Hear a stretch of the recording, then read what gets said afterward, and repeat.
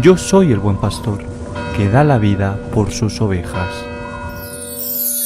El Señor esté con vosotros. Lectura del Santo Evangelio según San Lucas. Gloria a ti, Señor. En aquel tiempo los apóstoles le dijeron al Señor: aumentanos la fe. El Señor dijo: si tuvierais fe como un granito de mostaza, diríais a esa morera: arráncate de raíz y plántate en el mar, y os obedecería. ¿Quién de vosotros, si tiene un criado labrando o pastoreando, le dice cuando vuelve del campo, enseguida, ven y ponte a la mesa? ¿No le diréis más bien: prepárame de cenar, cíñete y sírveme mientras como y bebo, y después comerás y beberás tú? ¿Acaso tenéis que estar agradecidos al criado porque ha hecho lo mandado? Lo mismo vosotros, cuando hayáis hecho todo lo que os he mandado, decid: somos siervos inútiles, hemos hecho lo que teníamos que hacer. Palabra del Señor. Gloria a ti, Señor. Es interesante ver la secuencia de enseñanzas de este fragmento del Evangelio de San Lucas. Primero empieza con una petición de los apóstoles: aumentanos la fe, aumentanos la fe. Y el Señor les dice: si tuvierais fe como un granito de mostaza, bueno, pero hasta ahí va bien, están hablando de la fe y el Señor les dice que tienen poca fe, ellos lo reconocen, por eso pide que se la aumente, pero a continuación cambia el argumento. Está hablando de la fe y empieza a hablar de la humildad. Empieza diciendo con este ejemplo que cuando hemos hecho lo que tenemos que hacer, no tenemos que esperar que el otro, Dios, la empresa para la que trabajo, mi esposa, mi marido, mis hijos, mis padres, me lo agradezcan. No he hecho más que lo que tenía yo que hacer. La humildad. ¿Qué relación hay entre fe y humildad? ¿De por qué el Señor, que está hablando de fe y está contestando a la pregunta de ellos, aumentanos la fe, les habla de la humildad?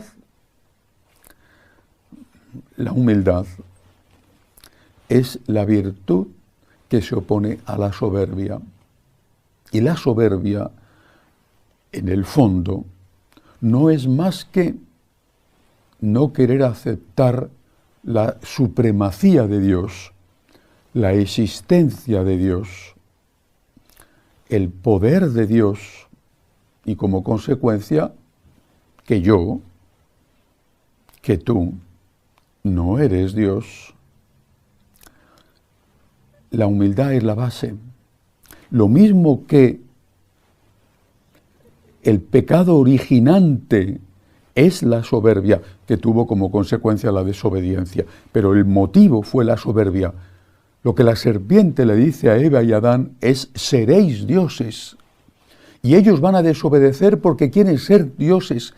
Es que es el primer pecado, es el pecado del demonio.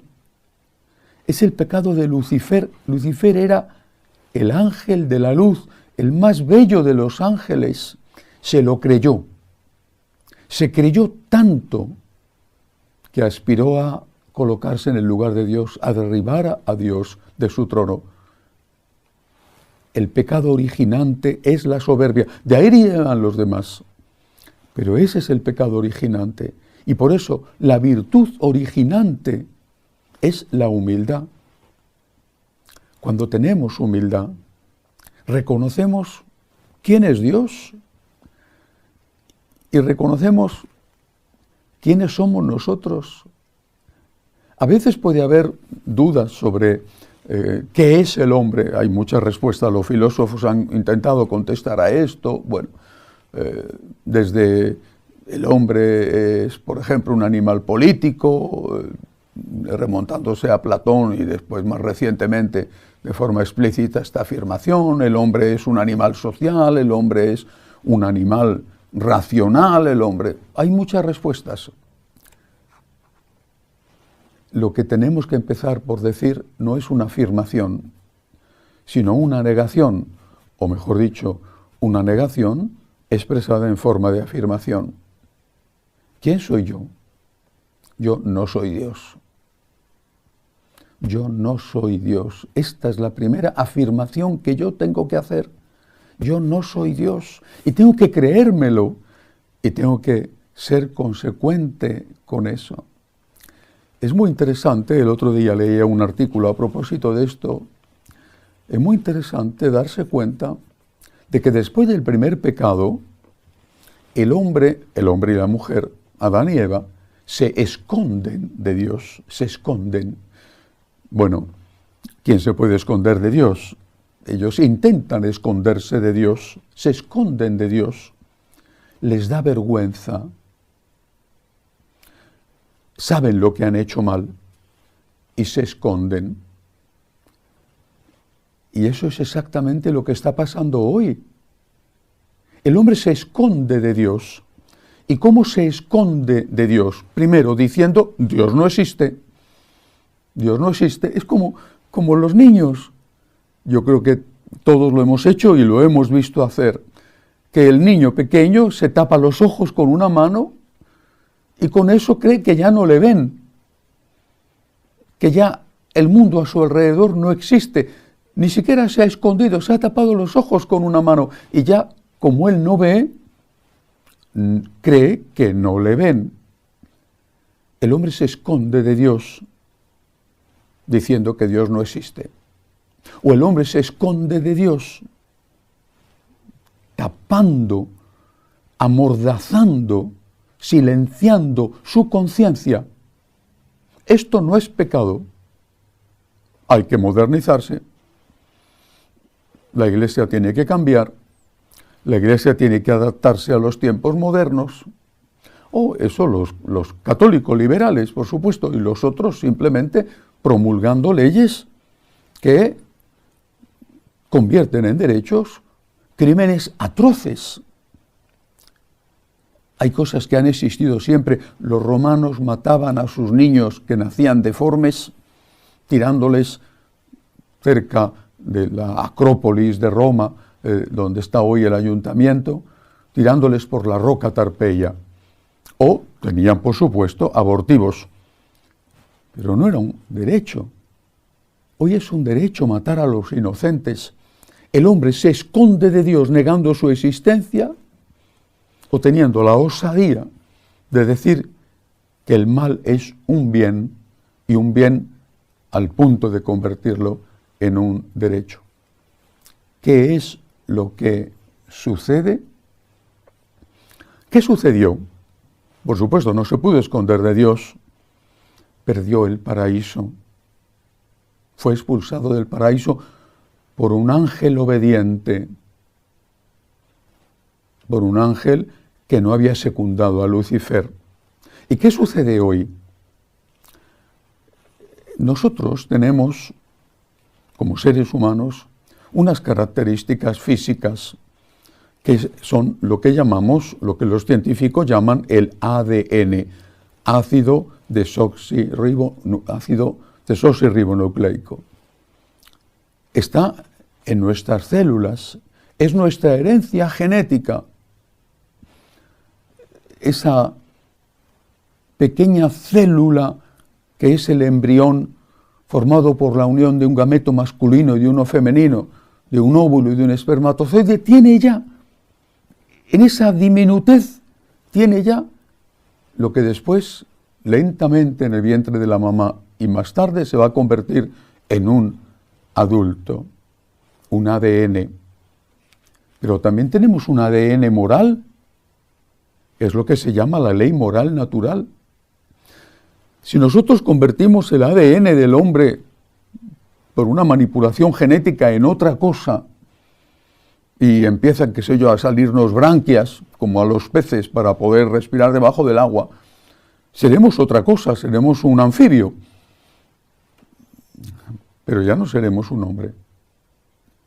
Cambiar el ADN moral, decir Dios no existe, o decir esto que está en mi ADN moral y que me dice que es malo, ya no es malo sino bueno, tiene como consecuencia la pérdida del paraíso, la destrucción de la humanidad. Esa es la pérdida del paraíso, en este maravilloso paraíso que es la Tierra, en este planeta azul bellísimo, que no hemos recibido como dueños, sino como protectores y cuidadores. Cambiando el ADN moral, matamos a nuestros niños, matamos a nuestros enfermos, matamos a nuestros ancianos. La guerra, el hambre, la injusticia, en el fondo, todo es lo mismo, el pecado. Pero no el pecado del hombre que se reconoce pecador, eso ha existido siempre, y en su raíz está el pecado original, sino que el pecado de hoy se considera un bien, se considera un derecho, y por eso no se puede cambiar, y ese es el fruto de la soberbia.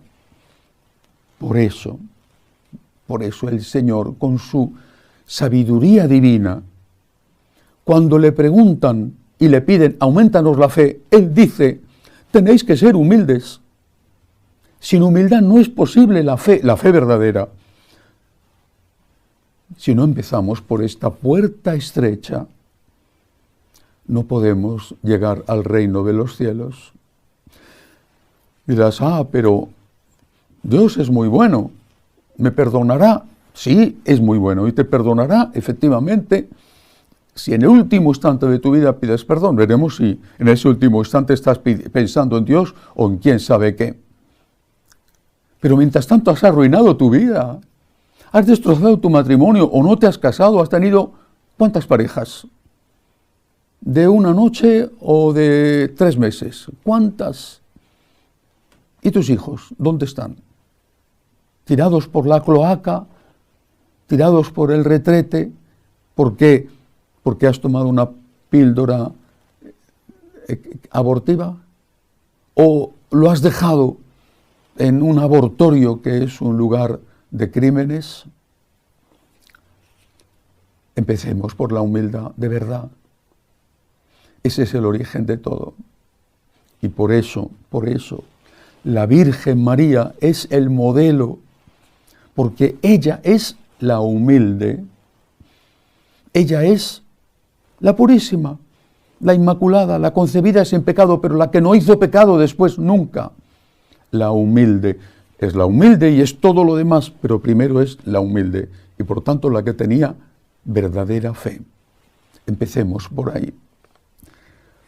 Pero ¿a quién le interesa? ¿A quién le interesa? ¿Quién quiere ser humilde? ¿Quién quiere ser agradecido? ¿Quién quiere tener fe? ¿Quién quiere amar? ¿Quién quiere defender a Jesús? ¿Quién? ¿Quién quiere ser santo? ¿Quién?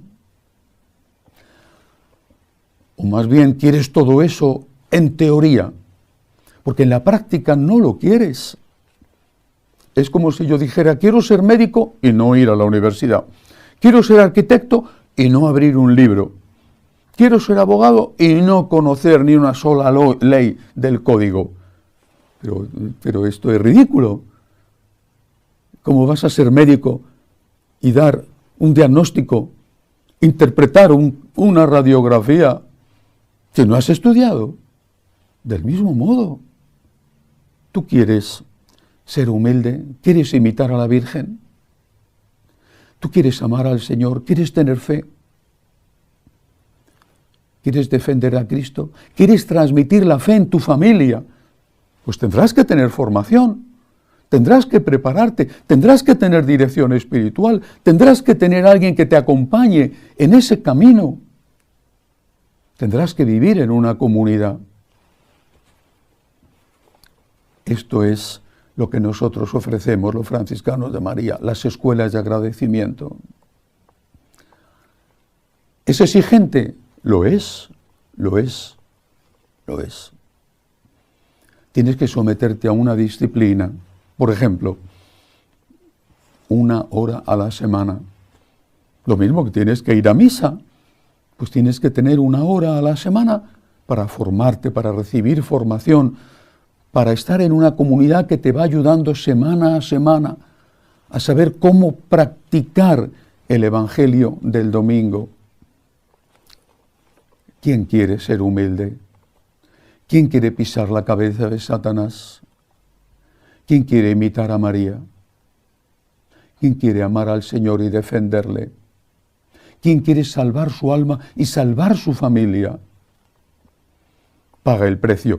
No es tan caro, pero efectivamente hay que pagar un precio. Paga el precio. Te estamos esperando con las escuelas de agradecimiento. Y si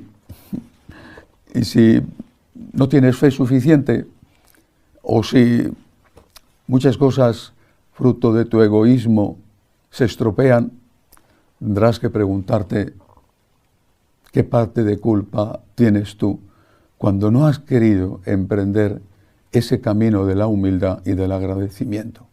Por ahí, por la Santísima Virgen, hay que empezar. Que así sea.